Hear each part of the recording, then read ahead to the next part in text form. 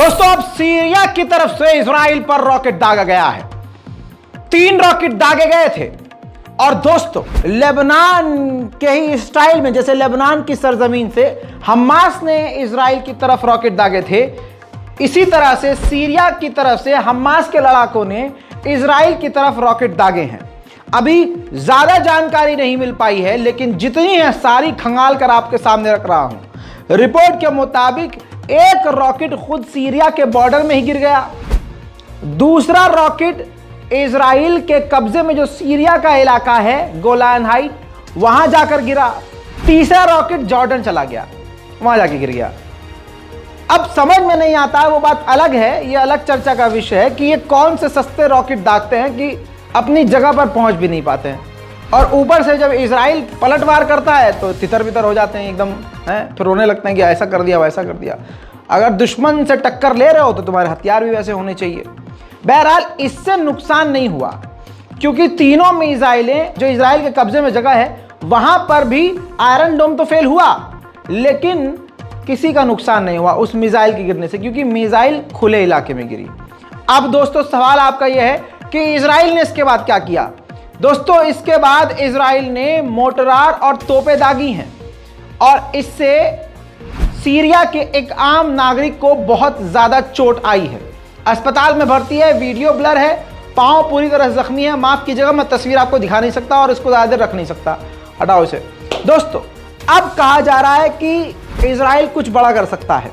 देर रात 1 से 2 के बीच में भारतीय वक्त के मुताबिक यह सारा काम हुआ है। उधर दोस्तों एक और ब्रेकिंग न्यूज आपको दूं, लेबनीज आर्मी को यानी लेबनान की आर्मी को सर्च करने के बाद उन्हीं के इलाके में, ये देखिए कुछ तस्वीरें दिखा रहा हूं, हमास की और भी मिसाइलें मिली हैं जो इजराइल पर दागने के लिए पूरी तरह से तैनात थी दोस्तों, और ये पूरी एक्टिव थी। इसको डिसमेंटल किया गया है, यानी इसको पूरी तरह से डिफ्यूज किया गया है लेबनान की तरफ से। अब इसके अलावा आपको एक और बड़ी खबर दूं, इजिप्ट, जी हाँ, एक दूसरा मुल्क इजिप्ट में भी इजिप्तियन पुलिस को काफी सारी मिसाइलें लड़ाकुओं के पास से मिली हैं जो फिलिस्तीन के समर्थक थे। वो इजिप्ट की तरफ से, इजिप्ट की सरजमीन से इजराइल पर दागने की तैयारी में थे। इजिप्ट की आर्मी ने यह बड़ा काम रोक दिया और अभी सर्च ऑपरेशन जारी है। ये बिल्कुल ब्रेकिंग न्यूज बता रहा हूं आपको, जो डायरेक्ट हमको खबर मिल रही है। इसके अलावा बिल्कुल ताजा खबर दे रहा हूं, इजराइल की मिलिट्री ने अहमद आजम नाम के इस नौजवान को गोली मारकर कत्ल कर दिया है। इस पर इल्जाम यह कि यह यहूदियों पर हमला कर रहा था, हालांकि ये इल्जाम लगाकर इसको कत्ल किया गया है। इल्जाम इसी तरह से यहूदी लगाते रहते हैं। अब उनके लिए खबर बता रहा हूं जो इस रिपोर्ट को इसलिए देख रहे हैं ताकि फिलिस्तीन के अंदर की जानकारी मिले। लीजिए सीधा तस्वीर दिखा रहा हूं, ये यहूदी लोग हैं, जेरूशलेम के हाईवे पर खड़े हैं और ये फिलिस्तीनियों का, मुसलमानों का रास्ता रोक रहे हैं। वहां आने जाने वाले फिलिस्तीनियों को रास्ते में रोककर परेशान कर रहे हैं और गाड़ियों को रोकने की कोशिश कर रहे हैं। दोस्तों तनाव की स्थिति इस वक्त पूरे फिलिस्तीन में बनी हुई है। अब दोस्तों एक आपको बड़ी खबर देना चाहूंगा, कल रात इफ्तार के वक्त फिर से मस्जिद अल अक्सा में जब नमाज हुई तो फिलिस्तीनियों को यह डर सताया कि अब मस्जिद अल अक्सा में फिर से यहूदी पुलिस घुसेगी और हमें मार पीट के बाहर निकाल देगी। इस डर से फिर से फिलिस्तीनियों ने अंदर से मस्जिद अल अक्सा के दरवाजे को लॉक कर लिया, लेकिन इस बार दरवाजे नहीं तोड़े इजराइल की मिलिट्री ने और न वो घुसी। हालांकि इजराइल की पुलिस आई थी लेकिन वो अंदर घुसी नहीं।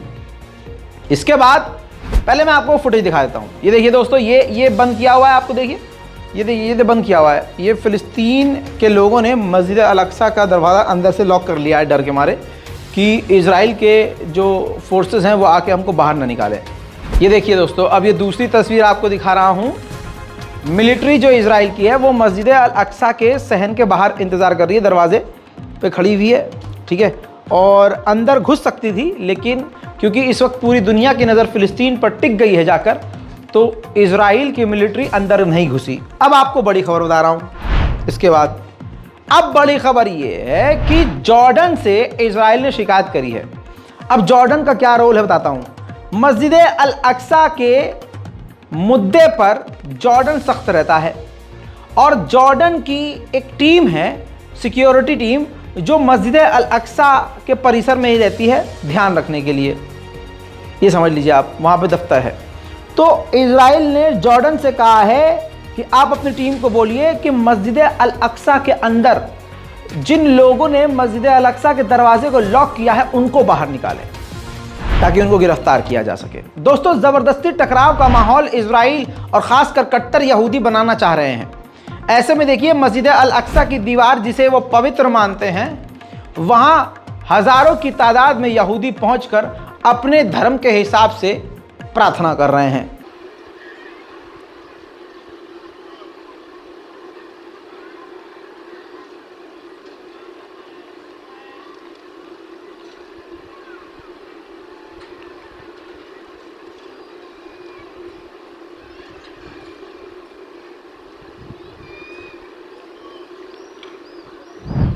फिलहाल की इस ब्रेकिंग न्यूज़ में इतना ही।